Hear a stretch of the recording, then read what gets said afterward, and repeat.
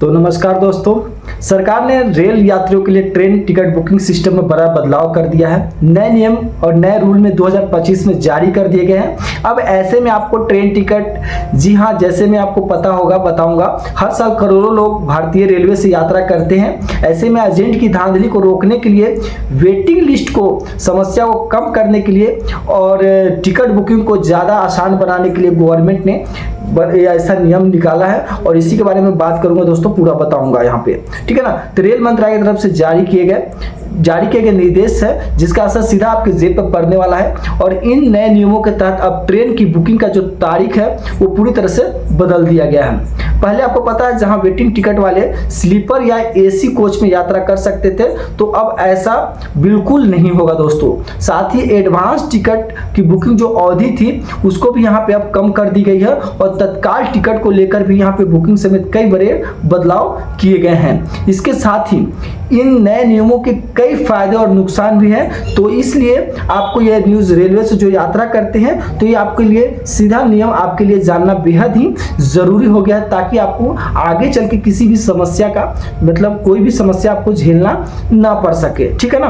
तो आप पूरा न्यूज़ आप देख के जाइए, वीडियो को लाइक भी कर दीजिएगा दोस्तों, ठीक है ना। और चैनल को सब्सक्राइब कर दीजिएगा और वीडियो को लाइक जरूर कर दीजिएगा ताकि ऐसे इन्फॉर्मेशन वीडियो आपको मिलता रहे, ठीक है ना। यहाँ पे तो चलिए बात कर लेते हैं दोस्तों, तो क्या ये नियमों में सच में कुछ फर्क पड़ेगा या नहीं, तो ये जानते हैं पहले। तो चलिए जानने विस्तार में जानते हैं और साथ ही सबसे पहले चलिए ये जान लेते हैं कि क्या हमको इसमें जेब पे क्या फर्क पड़ेगा और क्या हमारा जो प्रॉब्लम है वो आगे फेस करना पड़ेगा या नहीं करना पड़ेगा। तो इन नियमों के तहत क्या क्या फायदे नुकसान रेल यात्रियों को झेलने पड़ सकते हैं, तो यहाँ पे चलिए पूरे फायदे नुकसान के बारे में भी पूरा हम यहाँ पे आपको बताएंगे।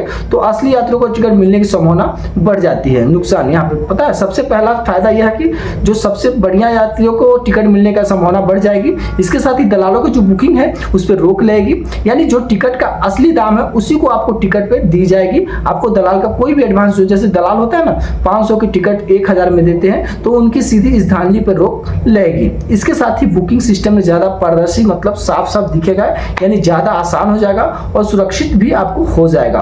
और फर्जी टिकट, वेटिंग लिस्ट की समस्या जो है वो बिल्कुल कम हो जाएगी। अब इसके नुकसान क्या है ये भी चलिए जान लेते हैं दोस्तों। इसके नुकसान भी, फायदे हैं तो नुकसान भी हैं। एक तो एडवांस प्लानिंग करने वालों के लिए मुश्किल, यानी जो लोग 1 हफ्ते 2 हफ्ते पहले टिकट बुकिंग करवाना चाहते हैं तो उनको काफी मुश्किलों का यहाँ पे सामना करना पड़ सकता है यहाँ पे, क्योंकि अर्जेंट में उनको जाना है, ठीक है ना। इसके अलावा वेटिंग टिकट वालों के लिए स्लीपर हो या एसी कोच हो, यात्रा तो वो नहीं मिलेगी। इसके साथ ही सफर महंगा हो सकता है, यानी टिकट के दाम में भी बदलाव हुआ है, जिसके जानकारी मैं आपको अभी यहाँ पे वो भी दे दूंगा। इसके साथ ही जो लोग, मैं ये बता रहा हूँ, इसके साथ ही जो लोग तत्काल टिकट बुकिंग करवाते हैं तो उनको अब से रिफंड नहीं मिलेगा। ये जानना आपको बहुत जरूरी है, रिफंड नहीं मिलेगा। ये तो कुछ फायदे और नुकसान। अब चलिए जानते हैं उन नियमों को जो वेटिंग लिस्ट टिकटों के बुकिंग और तत्काल टिकट बुकिंग में रेल मंत्रालय द्वारा किए गए हैं। और इसमें सबसे पहला जो देखिए वेटिंग टिकट के नियम में बदलाव किया गया है वो आपको चलिए यहाँ पे बताते हैं। अब से जो वेटिंग टिकट का केवल जनरल कोच में ही मान्य होगा, ठीक है ना। वेटिंग टिकट आपको क्या होगा, जनरल कोच में ही मान्य होगा। अगर किसी यात्री के पास स्लीपर, एसी कोच या वेटिंग टिकट है तो उसे इन कोचों की यात्रा करने की अनुमति नहीं मिलेगी। यानी उस व्यक्ति के पास जिसके भी टिकट है वो उसी कोच में यात्रा कर पाएगा दोस्तों, ठीक है। बिल्कुल आप यहाँ तक समझ गए हैं, तो ठीक है। लेकिन इससे पहले कई बार वेटिंग टिकट वालों को स्लीपर या एसी कोच में यात्रा कर लेते थे, जिससे रिजर्वेशन वालों को, जो यात्री होते थे, उनको परेशानियों सामना हमेशा करना पड़ता है और वहां पे तो वेटिंग वाले घुस जाते थे। अब यह पूरी तरह से खत्म हो जाएगी। तो यह पहला नियम है। अब जो सीधा आपके टिकट बुकिंग की अवधि में लेकर है और बदलाव को लेकर है, तो इसको भी चलिए यहाँ पे देख लेते हैं। जो टिकट की अवधि थी पहले, आपको पता है पहले एडवांस रिजर्वेशन की जो पीरियड थी 120 दिन की थी, यानी यात्री 120 दिन पहले टिकट की बुकिंग कर सकते थे जब भी उन्हें रेल की यात्रा करनी हो। लेकिन अब जो है इसे घटाकर 60 दिन कर दिया गया है, आपको पता है, यानी 2 महीने का। इसका मतलब साफ है, अब आप अपनी यात्रा की तारीख से सिर्फ 60 दिन पहले ही टिकट बुक कर सकते हैं। यानी प्लानिंग जो आप पहले बनाते थे 4 महीने का, आपको यहाँ पे 2 महीने पहले आपको प्लानिंग बना सकते हैं, ठीक है। इससे एजेंटों और दलाल को बुकिंग पर रोक तो लगेगी और आपको जेन्युइन जो यात्रियों को टिकट मिलने की संभावना यहाँ पे बढ़ जाएगी, मतलब दलालों को टिकट ऐसा नहीं मिलेगा। इससे अलावा तत्काल टिकट बुकिंग के नियमों में बदलाव हुआ है, ये आपको बता देते हैं। तत्काल टिकट बुकिंग के लिए अब आधार वेरिफिकेशन जरूरी कर दिया गया है।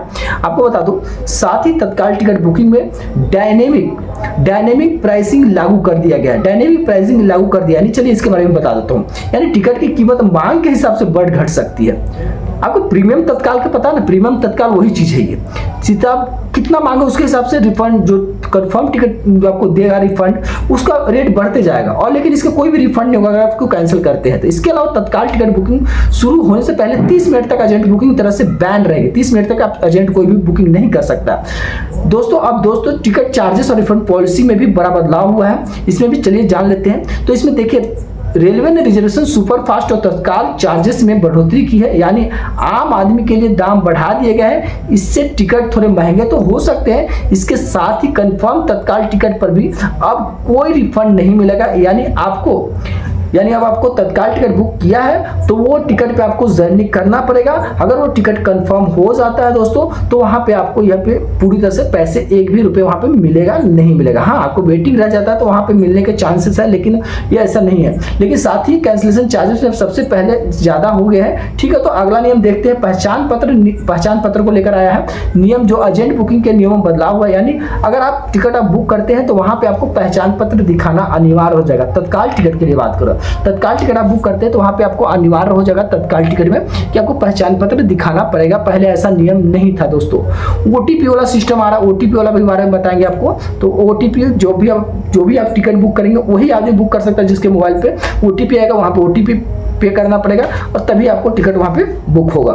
तो ये था कुछ नियम आपको बता दिया हूं। अगर कुछ भी अगर डाउट हो तो प्लीज कमेंट में आप कमेंट कर सकते हैं।